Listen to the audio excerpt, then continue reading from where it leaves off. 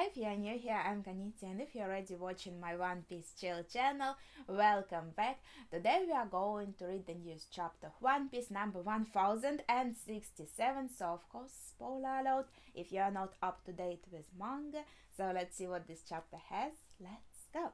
Okay, it's called Punk Records, and we have our cover story. Oh, I forget, who are you again? Judge versus Caesar. I'm sorry, they forgot each other. They were together in that meds, right? And now they are going at each other's throats. Okay, that's interesting. Caesar is with them, as we saw before. And the chapter itself, a most curious head. Okay, we are going back to Luffy's group where we met Vegapunk. I mean, his main body. What happened to your head? Bonnie is yelling. It used to be like a massive light bulb. Oh, that's an interesting interpretation. It was getting a tad too long, so I cut it. He answered. Okay. We are not talking about hair here. Oh, I guess his answer. I took it literally, like my head was getting a tad too long, so I cut it. I mean, why not? It's One Piece. Come on. We see kind of a projection here on the next panel, like how his real head was supposed to look. Yeah, I bet it was uncomfortable living with this kind of head, like how you're going indoors and everything. No wonder he wanted to cut it, right? As I recall, I was almost as tall as a giant when I met you. I heard rumors about it being big, but it was like an air balloon. Well, that's because I ate the brain fruit. Did he? In Japanese, he gets tongue-tied trying to say the fruit's name. No me, no me, no me. Honestly, okay, Luffy's just having fun in the background, jumping in his shoes. He doesn't care what's going on. But he said, I saw this theory like a lot in the internet that Vegapunk probably ate some kind of brain fruit or something like that, especially after we saw him with this huge brain. But honestly, I wasn't taking it because I thought it just works so well with the wacky nature of One Piece that it's just his head, that's just his quirk, in kind of like when Luffy loses a tooth or something and he can just drink milk and the tooth comes back in, and the workings of metabolism that Luffy has, they like other people do find them strange in One Piece. Like, wow, you just ran a little and now you're skinny again. So for regular people in One Piece, it's also a bit wacky. So yeah, okay, he's rubber, so it can be connected to his fruit. But overall, I think we saw the same with Kid. I think he also became super big and then super skinny after eating and working out. So I thought, in One Piece, it could be just Vegapunk's little quirk. He is a genius, so his brain grows. But here, I guess, we get just this sudden confirmation. I think, yeah, it was just a theory that it wasn't confirmed anywhere before, right? That he has ate actually the brain fruit. So it means that he is super smart just because of the fruit. I think maybe he was always smart, but the fruit just gave him the ability to store more knowledge, right? So his head was growing bigger because thanks to the fruit, he was storing more and more knowledge. So he was a genius by himself, but the fruit just helped him really push himself to his full potential. I just don't like the idea of him being smart like only because of the fruit.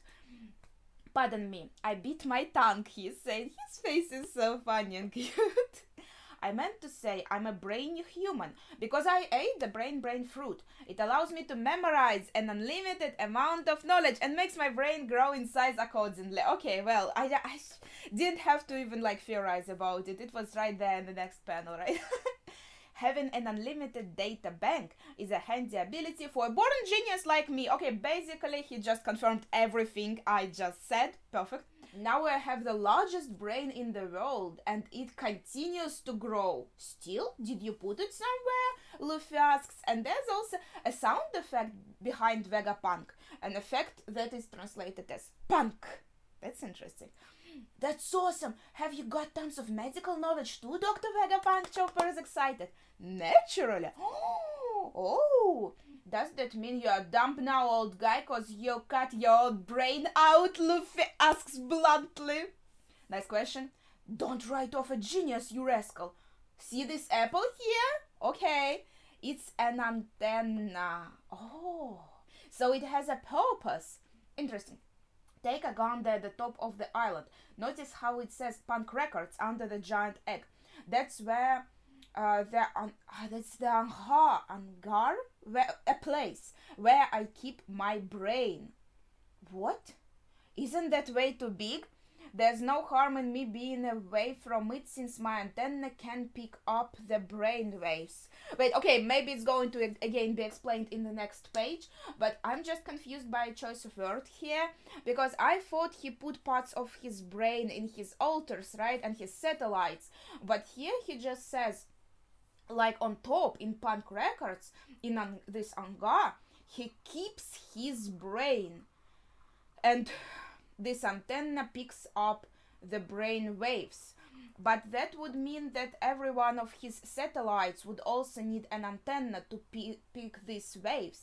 And they are just all getting the waves from that brain that is as a whole being stored somewhere and not actually in the satellites themselves. That's very interesting. Also, it's very nice. Apple has a purpose. I made a video where I kind of analyzed the design of Vegapunk, what hidden meanings it could have, what kind of allusions, and I was talking in depth about the apples. It's really nice to see kind of the technicalities being addressed here. You met a little girl earlier who called herself Vegapunk, right? And they're showing Atlas, I think.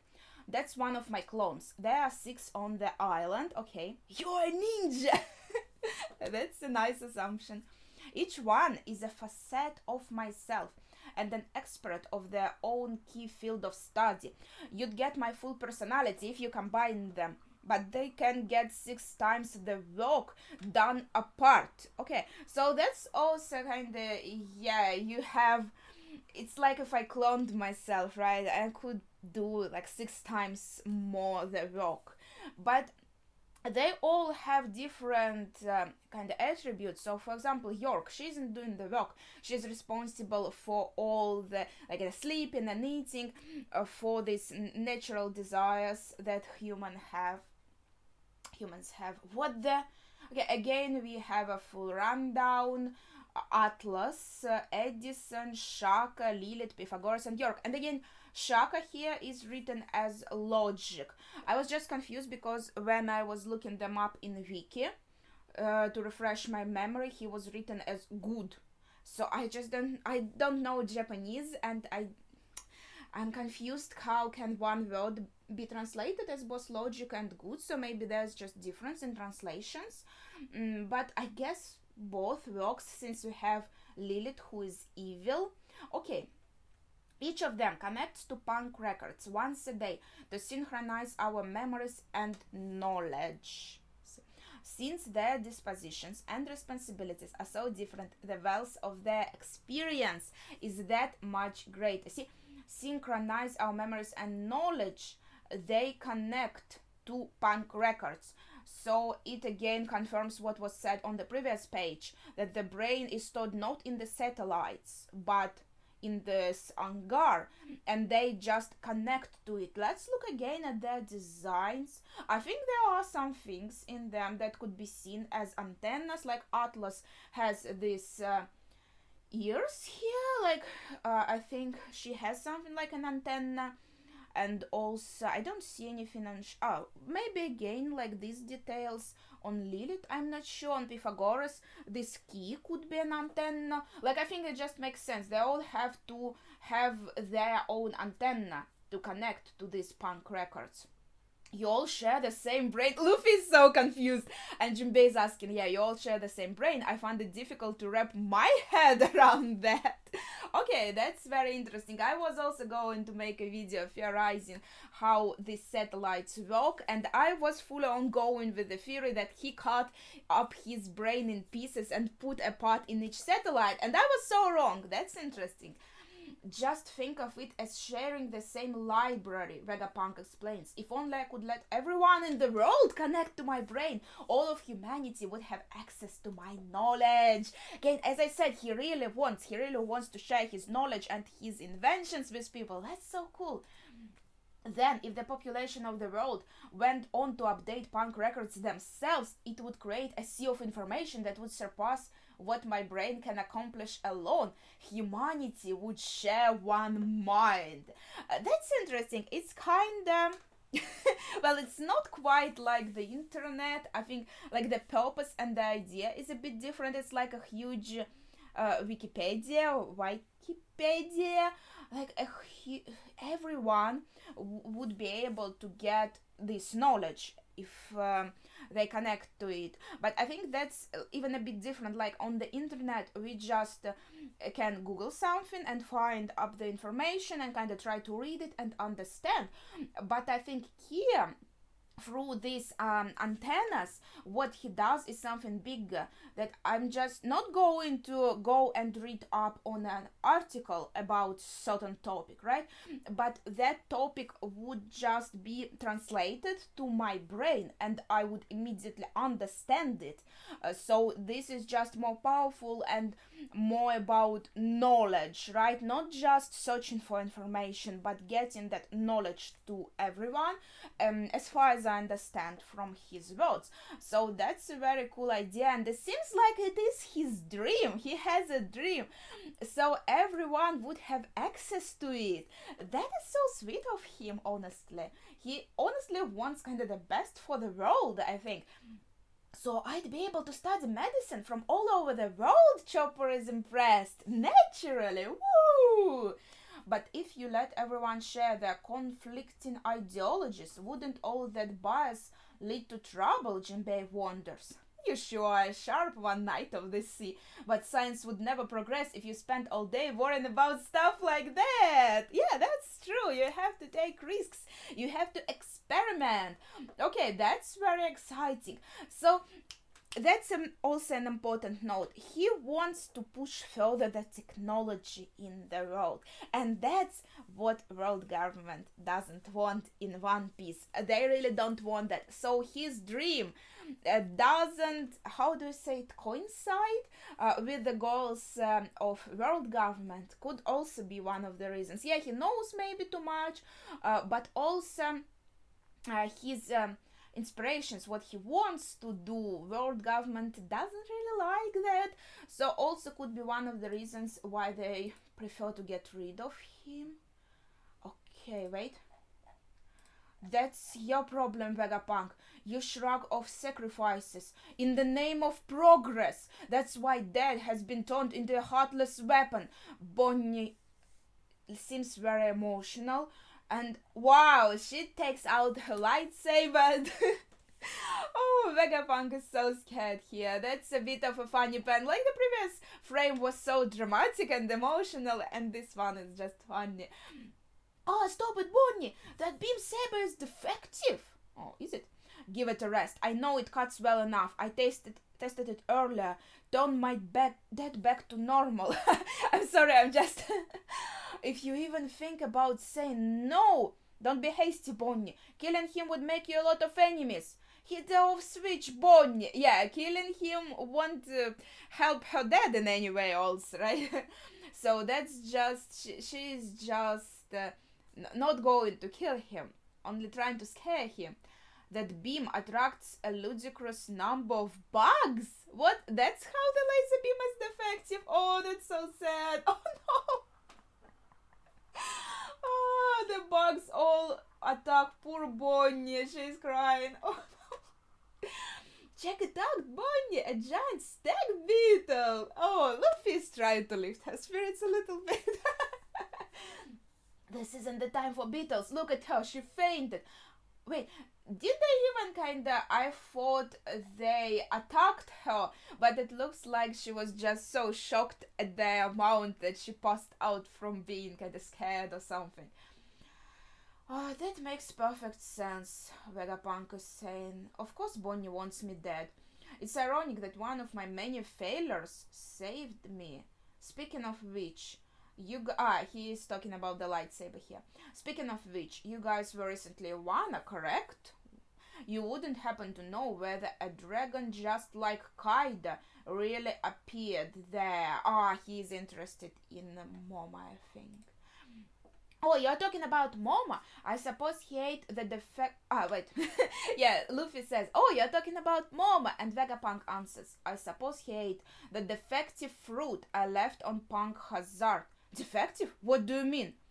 That was an artificial devil fruit I synthesized. I made it after 20 years of researching Kaida's lineage factor. It cost countless resources, but I couldn't get it quite right. Oh, I wonder what the defect is. Oh, so that's why he is the same as Kaida, but it worked out just fine. He can still spit fire and he is super strong. He's the guardian deity of Wano now, Luffy explains. You really made that. Awesome. And his color? Vegapunk worries. Pink? I mean, great color. Drat, you see, another monumental failure. Wait, is the only failure the fact that he is pink? That's the failure? If yes, if that's the only defect, then I have no problems with that. What's wrong with that? I get it. He's a genius and a perfectionist. Okay, so it actually works fine. It's a great replica of the fruit. The only thing that he's upset about is the fact that he didn't get the color right. Okay, that's fine. He got me worried for Momo for a second. What about this robot? Okay, we are talking about that huge Viking-looking one that we found in the junkyard, right? What about this robot? You made it too, right, old man? Make it move. I'm afraid you're mistaken. This is the legendary Iron Giant that attacked the Holy Land of Marijoa about 200 years ago. 200 years ago? Yes, but it was built over 900 years ago. What? No way. Its objective remains unknown, Vegapunk explains. I heard it ran out of power before it could cause any casualties, and we see a little picture of the giant already with one horn broken, attacking, like looming over Marijoa, I think. Either way, I'm sure the scientists of the time were absolutely flabbergasted. Such advanced technology would have seemed totally alien to them. None of them could tell where it came from or what it was trying to do. So he confirms that it is kinda like a robot or some sorts that can be kind of turned on and has some kind of purpose, some kind of goal. And since he tried to attack Marijoa, maybe it's something that could be useful to us. Maybe we kind of have to rebuild and revive him and use him somehow. Okay, let's see. Maybe it's just some information. It seems the world government ordered its destruction, but the scientists of the time couldn't have their curiosity. That's why they hid it here to be passed down without the government's knowledge. Okay, so the government didn't kind of come check up on his island, see it, in the junkyard. No, I guess they didn't understand. Okay. A good job on finding this place. From the town, the entrance should look like a wall, Vegapunk is saying. So, it should be hidden. This part should be hidden. We just stumbled here since we were all old and senile, Luffy explains. Yeah, we were plain old lost. So yeah, he accidentally found it, but I guess it explains why, if there are kind of checkups on this island, these people from the government, they can just not notice that this robot is here. It's kind of hidden. Oh, that's a shame. 200 years ago. Our other Straw Hats are kind of getting a transmission from there, so they also get all of this information. So Robin is saying 200 years ago, that's around the time the Fishman rights movement started to gain ground. And this might be a reference to chapter 620. Okay, we might want to go back and reread it. So you were saying that Robert climbed the red line, most likely. I created Vega Force 01 based on what I learned from it, Shaka explains. But I lacked the scientific prowess to reverse engineer every aspect of it. It's difficult to believe that this mechanized soldier was made over 900 years ago. There's something even you couldn't recreate? Frankie is shocked. It's power source. In the past, they had a power source that would upend our modern ideas of what's possible. Power source. Okay, that's very interesting. Huh. Well, at any rate, it's good to know Luffy and the others are okay, Nami is saying. Who's that girl, though? That's Jewelry Bonnie. She's a pirate. I thought the one we saw before was a little girl. Sanji is confused. And I think I already see a blush here on his face. Yeah, Bonnie is very pretty. And the way Vegapunk's head works is crazy. Yeah, that's true. That's interesting. I really like that it kind of... how to say it? It wasn't what I expected, so it was exciting. I truly did a terrible thing to Bonnie, Vegapunk is saying.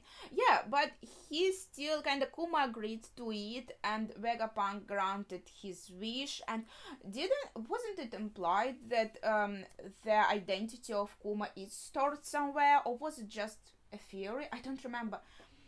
Yeah, you should get down and beg her to forgive you, old man. Luffy is fuming. Oh, that's cute. You young dolt, like you know anything about it. And I think Chopper is trying to kind of take care of Bonnie here, because she's still passed out. Oh no, wait. I saw the page. There are 2 pages simultaneously. Okay, we'll get to that one. Wait, I just saw CP for a second. Okay, first of all, this page.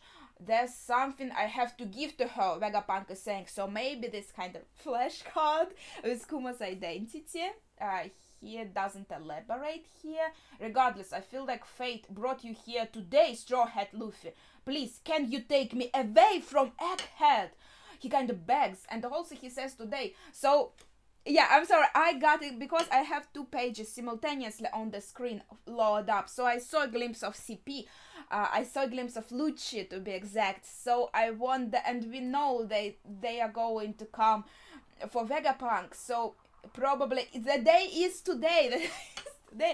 And he does want to survive. He begs Luffy. So what I was thinking, that Straw Hats will probably help Vegapunk somehow. I hope they will be able to. It would be so sad to kind of meet him and he dies right away. That would be, oh no. I hope we are able to help him, but that would also mean that we leave this island so soon. Maybe there will be some fights with CP. Okay, let's see. Yo, this is Cypher Paul. We are requesting entry to Egghead Port. What poorly trained pets. So they attacked these mechanized sea beasts, and now the page that I had a glimpse at. Yeah, you can see Roblucci here. He is in the mask, but he's still very ragged. Oh no, his pigeon is so cute. He's also in the mask. Wait, is this the Seraphim with them? With Kuma's hat? Interesting. Okay, are the members of CP2 and just kinda other minor CP helpers. Reports indicate that Jewelry Bonnie was spotted making her way here too. That pest keeps slipping away from us, Lucci is saying. I can't with his pigeon in a mask and top hat, so cute. She served her purpose. Let's just terminate her on sight. So yeah, they would also kill Bonnie too if they have the opportunity. Shaka, there's a government ship. It would be bad if they found us harboring pirates. What does CP0 want with us, and why did they bring Rob Lucci? Wait, I think like the satellites are confused. Are this wait. I say we just hand this riffraff over, Lilith suggests. After all, that Lucci fellow is an assassin, right? Maybe, don't they have that information from the main... Wait, Shaka even said himself, he knows that CP is after him, but it seems like some other satellites are not understanding quite well the danger. Maybe I misunderstood their reaction. What? Rob Lucci, hurry up and give up! Oh, so our legs back. Straw Hats are freaking out. No, that guy's still around. You can't let them in. Don't you worry, Robin-chan. I'll protect you no matter how many times he comes back, Sanji is saying, and Robin is just silent. Oh, okay. Of course they are frightened. Tell them to hand over the Seraphim and leave. We are declining their request to dock, Shaka is saying. I doubt agents of the world government will respond well to that. So prepare for battle. So they initially they had to come at first to just give him the Seraphim for maybe some further experiments, but we know for sure they're coming to exterminate Vegapunk. So I probably that's what Shaka should know. We saw he was talking to Dragon, right? That was him. So he should have that information from the main brain, right? And that's why he's denying entry. And he says prepare for battle. So probably then, are we going to have new battles? Okay, we had Kaku is still here, right? And Lucci is here. And we had our fights in Enya's lobby with them. Could there be a repeat fight, a new fight with Lucci, or everything is how is it going to go? Kamabaka Kingdom, Grand Line. Dragon-san, Kuma-san is acting weird. Kuma-san, wait, we are trying to repair you. Kuma-san? What's wrong? Is he still being controlled by the Navy? There are some pipes going into his body, and he's trembling, I think. He looks so huge. And there's I don't know, steam coming out from his mouth. Okay, and the last page here. Kuma-san, where are you going? You are in no state to be moving like that. You are still not yourself. So he's trying to run somewhere. What's with him? I don't know. Kuma-san, come back. Talk to us, Kuma. Where do you want to go so bad? Dragon is yelling. Stay with us. We are not done fighting. The Revolutionary Army is just getting started. A mad dash to where? What? Is this really he receives orders from very far, and he tries to execute this, to follow these orders? Is this the thing? Is he connected to his Seraphim somehow that we saw in this chapter, and trying to get to him? I don't think so. Is he his real personality and his fatherly intuition tells him that Bonnie is in trouble? I mean, why not? It's One Piece. It could happen. Maybe he's trying to rush there to save Bonnie somehow. I don't know. I think it's either this or that. He got some order that he's trying to follow, or really his I don't know, particles of personality that are still in him, feeling this, having this intuition that he has to be somewhere to protect someone that's dear to him. I mean, both are possible. I think the first one is probably more realistic and easily explainable. The second one is more I don't know. And that's it. And we have a break next week. Okay, that was a very exciting and interesting chapter. We got the explanation on how satellites work and where Vegapunk's brain is. We got that thingy that Vegapunk asked Luffy to take him away from Egghead. So as I was hoping, Straw Hats are making friends with Vegapunk and are going to help him. So what I'm expecting right now is probably maybe some fighting here with CP. We'll see how this goes. Maybe there won't be any individual battles like we had, individual fights, as we had in Enya's lobby. It's going to be something more in general and trying to get away. So our time on this island might be pretty short, and yeah, my presumption is that we are going to Elbaf after that, maybe meet Soul, maybe get some more information from there. Also, that giant in the scrapyard, even if he's some kind of robot that can be turned on, he's also a giant, so maybe somehow connected also again to giants. So another reason to go to Elbaf and try to search for some information. So, what are your thoughts on this chapter? Please share them in the comments, as well as your favorite moment. I think it was a really interesting and informative chapter, so I hope you enjoyed my reaction too. Thank you for watching, and see ya!